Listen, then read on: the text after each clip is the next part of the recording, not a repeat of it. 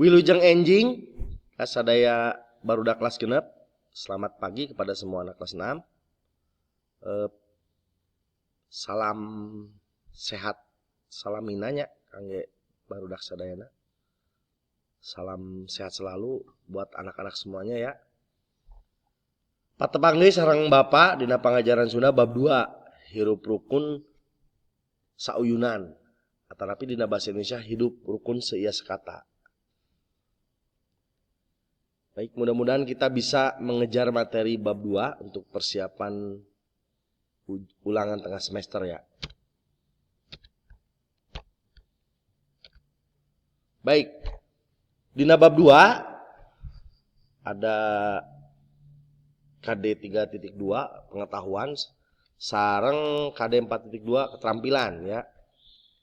KD 3.2-nya memahami teks argumentasi tentang persatuan dan dalam perbedaan. Kemudian kalau keterampilannya menyajikan isi teks argumentasi tentang persatuan dalam perbedaan, baik lisan maupun tulisan. Tujuan pembelajarannya yaitu kalian diharapkan dapat memahami teks persatuan argumentasi tentang persatuan dalam perbedaan.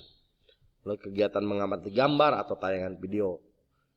Lalu dapat menyajikan isi teks argumentasi tersebut baik lisan maupun tulisan. Jadi nanti mungkin hasilnya bisa kalian tulis berupa cerita tentang ya apa yang kalian simak dalam misalkan teks bacaan ataupun video ya. Baik, Bapak tampilkan salah satu contoh kebudayaan Sunda karena banyak sekali ya kebudayaan maupun kesenian Sunda yang intinya pada persatuan dan kesatuan ya. Salah satu contohnya ini acara Serentahun yang biasanya diadakan di wilayah Kabupaten Kuningan.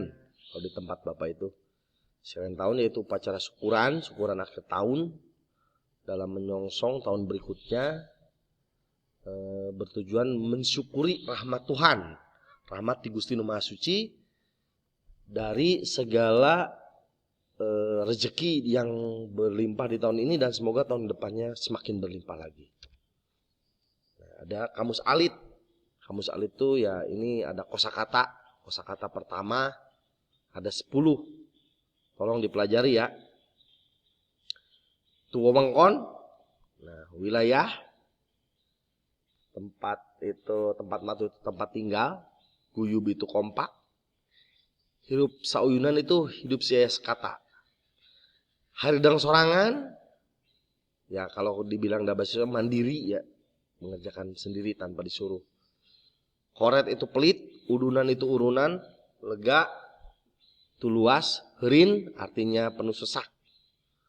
Ngadegen, mendirikan. Nah tadi Bapak nongolin budaya Sunda yaitu upacara Serentahun ya. Kenapa Bapak ambil? Karena upacara Serentahun ini lebihnya ke persatuan karena banyak orang terlibat sampai berhari-hari ya, kurang lebih ada sebulan ya acaranya sampai ngejayak kesenian terakhir.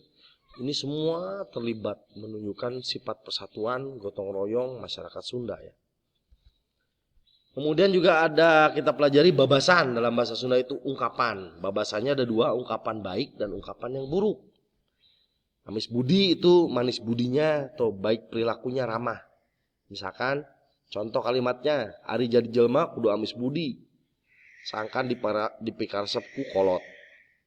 Atau dipikanya ku kolot ya. Nah, amis budi. Jadi orang itu harus baik ramah supaya dipikaresep ku kolot atau nabi ku batur juga bisa. Hampang birit, tidak malas. Ya kalau disuruh mengerjakan sesuatu cepat ya.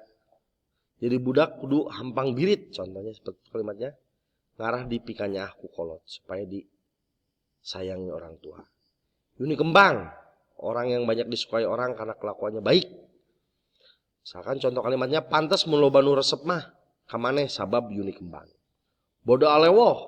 Nah ini bodo alewoh ya, bukan bodoh banget tapi dia merasa tidak tahu tapi bisa mau bertanya. tentang apa yang tidak dimengerti oleh dia. Kalimatnya ulah sok era tatanya mun teu nyaho mah urang kudu jadi jelema nu bodo alewah, tetapi urang kudu jadi budak anu bodo alewah. Handap asor rendah hati. Sanajan beunghar Pak Sulemah angger bae handap asor. Terus ada yang kedua yaitu babasa yang menunjukkan perilaku buruk. Hasem budi itu bermuka masam misalkan. Contoh kalimatnya ari warung eta mah teu payu sabab anu dagangna hasem budi. Berat birit. Susah kalau disuruh ya. Kalah capek ngomong ari nitah digawe ka jelema nu berat birit mah. Heuras genggerong jika bicara tidak enak didengar karena ucapannya kasar. Pantes rek loba nu tipi karesep oge. Sudah maneh mah heuras genggerong. Buntut kasiran ini pelit, menunjukkan orang pelit. Ini babasan atau ungkapan bagi orang pelit namanya buntut kasir ya. Contoh kalimatna asa wegah rek menta sumbangan ka jalma buntut kasiran mah. Memang suka enggak dikasih ya. Lesang kuras bersikap boros. Ini. Nah tuh sok lesang kuras. Jadi we meneh mah hirup teh. Nah ini susah biasanya. Hirupnya jadi susah. Contoh babasan sedenya misalkan gurat batu itu artinya keras kepala, hampang leungeun, ringan tangan. Epes-mer itu cengeng atau mentalnya kecil, nyalinya kecil ya. Panjang leungeun, panjang tangan artinya suka mengambil barang-barang milik orang lain. Wening ati itu bersih hatinya. Nah ini menunjukkan orang yang suci ya hatinya. Cang pikir itu berpikirnya jernih. Pikirannya jernih jadi benar-benar matang dalam berpikir. Awak sampaian. Nah kalau berpakaian apapun juga nih. Pantes terus ya. Atau gaya terus. Atau necis terus. Hejot yang. Ini sering berpindah-pindah tempat. Itu karena masalah misalkan tidak betah atau orang tuanya kerja sering dimutasikan oleh perusahaan karena prestasi dan lain sebagainya. Bentang terang itu bernasib mujur, asak warah artinya anak yang dididik dengan baik. Berat birit itu pemalas. Berat birit itu pemalas, susah disuruh-suruhnya lah. Ya, kalian jangan seperti itu kalau di rumah kalau disuruh sama orang tua. Kurung batok ini kurang pengalaman ya. Bahasa Indonesianya itu kurung batok. Maksudnya kurung batok ya. Jadi bagaikan katak dalam tempurung kalau dalam peribahasa. Tapi kan kita babasan ungkapan ini. Jadi tidak pernah bepergian jauh. Nah ada lagi adat budaya Sunda atau kebiasaan Sunda yang mungkin sekarang sudah terlupakan karena akibat kecanggihan teknologi. Yaitu contohnya mesin. Ini ada di sini. Namanya lisung. Alat penumbuk padi pada zaman dulu.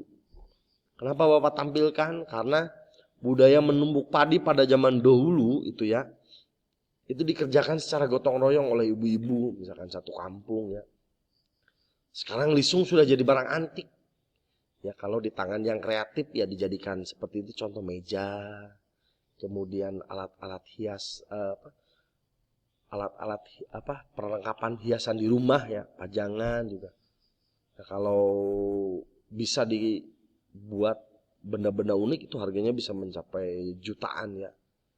Dan lisung pada waktu dulu memang benar-benar dipakai alat penumbuk padi karena belum ada mesin yang namanya mesin heleran atau mesin penggiling padi.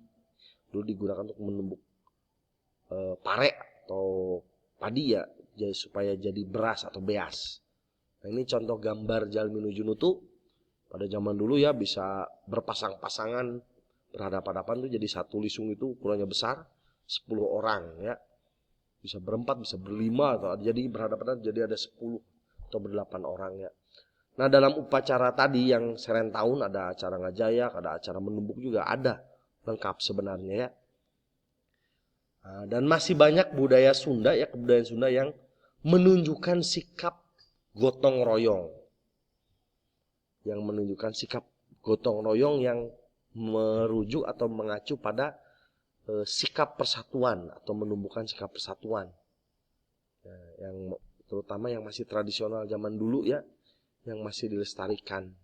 Ya, mungkin lisung sudah tidak ada, tapi dalam acara-acara adat istiadat tertentu masih digunakan. digunakan atau dipakai. Seperti tadi yang Bapak bilang, acara seren tahun atau acara syukuran tahun itu dipakai lisung untuk ya beberapa rangkaian acara sampai acara keseniannya yaitu Ngajaya. Mungkin sekian dari Bapak ya, silakan dipelajari lagi.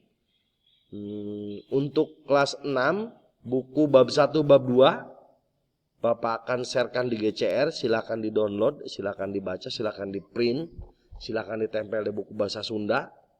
Ada beberapa lembar, satu babnya kalau tidak salah mencapai kurang lebih dari 12 lembar juga ada. Silakan di-print, ditempel untuk memperlengkap materi belajar kamu supaya bisa dibaca. Kemudian langsung ke Google Classroom bahasa Sunda latihan, di situ ada latihannya tentang babasan. Kamu hanya mengerjakan isian 10 nomor dari Bapak.